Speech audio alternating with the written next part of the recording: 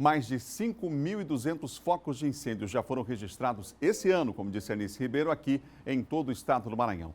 Segundo o Instituto Nacional de Pesquisas Espaciais, o estado lidera o ranking de registros na região Nordeste e, no segundo trimestre, está entre os 4 com maior registro no país. Esse mapa mostra a quantidade de queimadas registradas nas últimas 24 horas em todo o país. No Maranhão é possível ver que a situação é mais crítica no centro-sul do estado, onde estão municípios como Barra do Corda, Grajaú, Presidente Dutra, Imperatriz e Balsas. Exatamente onde nesse outro mapa aparece uma massa de ar quente e seca estacionada, contribuindo para os focos de incêndios. A grande preocupação é que parte dessa área afetada compreende a Amazônia Legal. Pelo período climatológico seco que nós estamos passando nesse momento, ela acaba, é uma massa de ar que atua principalmente no sul, mas acaba avançando até um pouquinho mais acima. E ela é um dos fatores que influenciam essa questão das queimadas que a gente tem observado ultimamente. O Maranhão conta com uma extensão de quase 330 mil quilômetros quadrados. Desse total, cerca de 270 mil quilômetros integram a Amazônia Legal no estado. Segundo dados do Instituto Nacional de Pesquisas Espaciais, 7 mil quilômetros quadrados já foram desmatados nos últimos 4 anos. Para conter o avanço devastador do fogo, homens do Exército estão sendo treinados para combater com mais eficiência e agilidade as queimadas no Maranhão. Nosso batalhão aqui em São Luís e os 50 bis em Imperatriz, no sul do estado do Maranhão, estão à disposição do estado do Maranhão para qualquer apoio, qualquer reforço que seja necessário para os demais órgãos de combate a esse tipo de atividade. Até o último domingo, o Maranhão registrou 5.289 focos de incêndios. O estado ocupa a 6ª colocação de todo o Brasil, segundo o INPE, no que se refere ao quantitativo de queimadas. De toda a região Nordeste, o Maranhão aparece na 1ª posição em incêndios florestais. Na manhã desta segunda-feira, a Cúpula de Segurança do Estado, formada pelo Corpo de Bombeiros, Exército e Polícia Militar, se reuniu para debater o assunto e tentar encontrar uma solução para o problema. Por isso, a importância de a gente ter essa parceria com os órgãos, tanto federal, porque aqui no Maranhão também tem reservas de competência da União, como as terras indígenas, e temos também aqueles crimes ambientais, daí a importância da Polícia Militar participar conosco. Até para os recursos hídricos, ou seja, a reserva de água que existe no Maranhão, a presença do fogo acaba se tornando uma grave ameaça. O fogo, ele aquece muito o solo, aumenta a evaporação e ele pode inclusive criar uma camada, uma microcamada, uma camada bem fina, compactada, que vai impedir a infiltração de água posteriormente no momento chuvoso. As queimadas avançam também pelo município de Balsas. Devido ao tempo seco, um grande foco foi registrado em terrenos baldios no bairro do Catumbi nessa madrugada. O Corpo de Bombeiros foi acionado para controlar o incêndio e teve muito trabalho para conter as chamas. Segundo testemunhas, um homem teria provocado a queimada ao colocar fogo na vegetação seca. E as previsões climáticas não são nada animadoras. Pelos próximos 3 meses, a situação aqui no Maranhão ainda deve se agravar, devido principalmente à estiagem, às elevadas temperaturas e os ventos fortes. Em outubro a gente espera que aumente mais esses focos, né? E isso só vai cessar quando começar o período chuvoso mesmo. E o governador Flávio Dino divulgou um decreto que proíbe o uso de fogo para a limpeza de áreas. A proibição vale até o dia 30 de novembro. Nos casos em que o emprego do fogo é legalmente autorizado, deve haver substituição por práticas sustentáveis. A Secretaria Estadual do Meio Ambiente deve considerar parecer técnico do Corpo de Bombeiros. O decreto não se aplica aos bens da União ou sob sua competência, assim como terras indígenas e unidades de conservação federal. Aqui no estúdio do Bom Dia Maranhão, eu converso agora com o professor de Geografia Física da Universidade Estadual do Maranhão, Luiz Jorge Dias, que coordena inclusive os trabalhos do zoneamento ecológico e econômico do Maranhão. E sobre a questão da Amazônia, nós vamos falar sobre ele aqui no estúdio do Bom Dia. Pauta, inclusive, no cenário global. Professor, bom dia, é um prazer tê-lo aqui. Bom dia, o prazer é todo nosso. Bom dia a todos os telespectadores.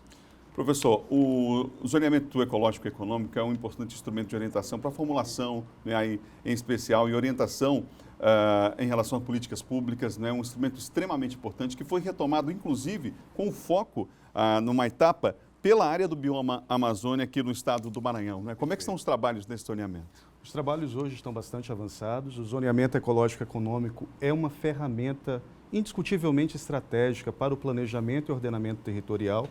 E o governo do estado, em 2017, tomou a decisão de começar os trabalhos do zoneamento regional pelo bioma amazônico justamente por essa situação de queimadas, situações de conflitos e necessidade realmente de termos uma proteção ambiental integrada com o potencial econômico para o desenvolvimento dessa região.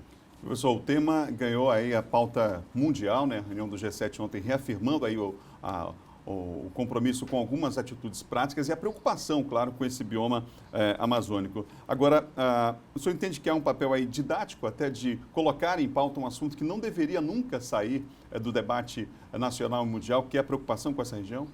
Bom, em 1992, quando teve a Rio 92 aqui no Brasil e ali os países assinaram uma série de tratados, se colocou em pauta uma questão chamada Agenda 21, que era um processo socioeducativo que deveria envolver todas as agendas ambientais de todos os países pautados na educação ambiental. E 3 coisas eram pilares desse processo. 1, era o desenvolvimento sustentável. 2, proteção dos recursos ambientais remanescentes. E 3, combate a qualquer tipo de degradação. O fogo, as queimadas, são, digamos assim, são um reflexo de um processo de degradação extensiva daquilo que nós chamamos de território real.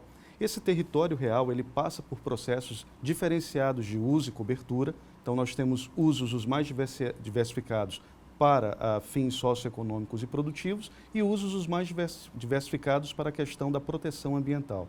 E isso precisa ser colocado num equacionamento para que a gente possa, de certa forma, promover estratégias de manutenção da vida humana e também da biodiversidade. As queimadas, elas são um contrassenso, tá? Porque existem queimadas absolutamente naturais e existem queimadas que são provocadas pelas ações humanas. Dessas provocadas pelas ações humanas, nós temos as controladas e as não controladas. E isso já era previsto lá em 92, tá? Nos estudos que pautaram a Eco 92.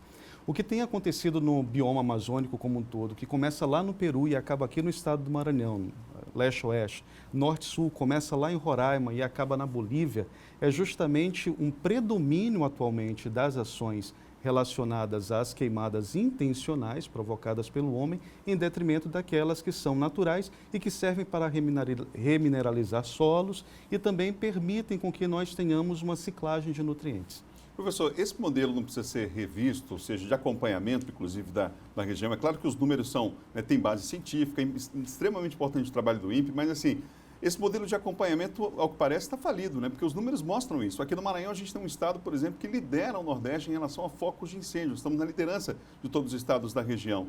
O que precisa ser revisto em relação a esse aspecto, na sua opinião? 2 coisas em particular, digamos assim, particular foco, devem ser dadas para que nós possamos mitigar esse processo. Como eu digo, mitigar é porque nós temos ações humanas no contexto. Resolver, nós não podemos resolver 100%, porque tem a parcela natural que é absolutamente imprevisível. Mas 2 coisas são patentes. A primeira coisa é fiscalização, monitoramento e controle. E quando eu falo de fiscalização, monitoramento e controle, eu falo da necessidade que nós temos de usar a informação territorial, a informação espacial já disponível hoje. Não apenas o INPE, mas outras universidades, a exemplo da UEMA, desenvolvem trabalhos nessa natureza. E isso se transformar no segundo ponto, estratégia de gestão.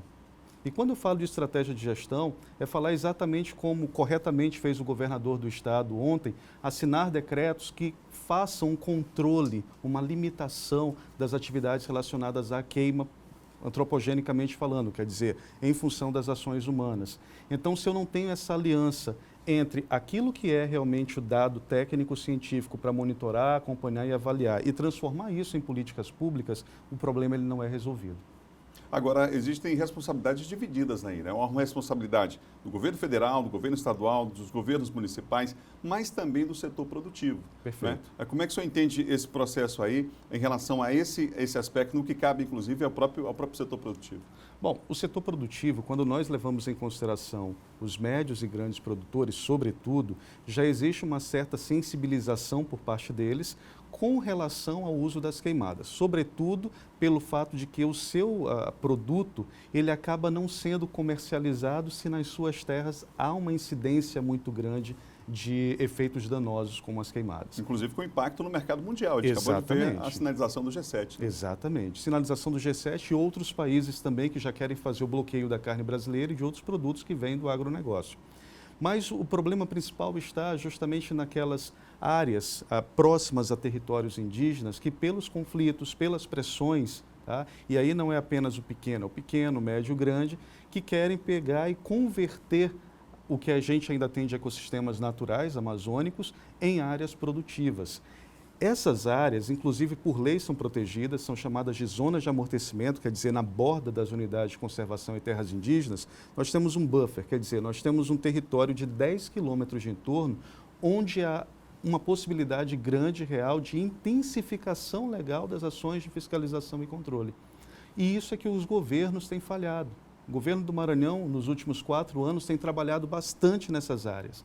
Tá? E isso é um destaque em relação ao Brasil, e os relatórios de queimadas, por exemplo, do IMESC, têm mostrado que nos últimos 4 anos nós temos diminuído a quantidade de focos de incêndio, justamente nestas áreas, por estarmos a trabalhar nessas áreas. E essa é uma indicação do que precisa ser feito em âmbito nacional, que é cuidar não das unidades de conservação e das terras indígenas em si, mas sobretudo dos seus entornos. Professor, qual é a próxima etapa aí desse trabalho do zoneamento ecológico? O que a gente pode falar aí até o final do ano de trabalho que tem pela frente? Bom, nós temos bastante trabalho. A gente pode informar a vocês, que nós temos agora na próxima quinta-feira a entrega de toda a base de dados, toda a base cartográfica do zoneamento ecológico e econômico do bioma amazônico, que compreende alguma coisa em torno de 130 mil quilômetros quadrados. Só para a gente ter uma ideia, o tamanho aproximadamente da Suíça e Bélgica juntos. E esse banco ele vai estar disponível no site www.zee.ma.gov.br. E lá, a partir de quinta-feira, toda a base, os arquivos digitais, os mapas, os mais de 100 mapas produzidos vão estar à disposição. E no final de setembro, nós vamos coroar a parte técnica do zoneamento ecológico e econômico do Estado para o bioma amazônico com a entrega dos prognósticos e cenários para os próximos 10 anos, o nosso bioma com estratégias de gestão e, consequentemente, com o nosso zoneamento fechado, ou seja, a zonificação do território, o que pode e o que não pode em cada parcela do território amazônico maranhense. E, por fim, durante a segunda quinzena do mês de outubro, nós faremos audiências públicas em 7 municípios maranhenses, São Luís, Pinheiro, Governador Nunes Freire, Santa Inês, Bacabal, Imperatriz e Grajaú, que são as nossas macro-regiões de trabalho.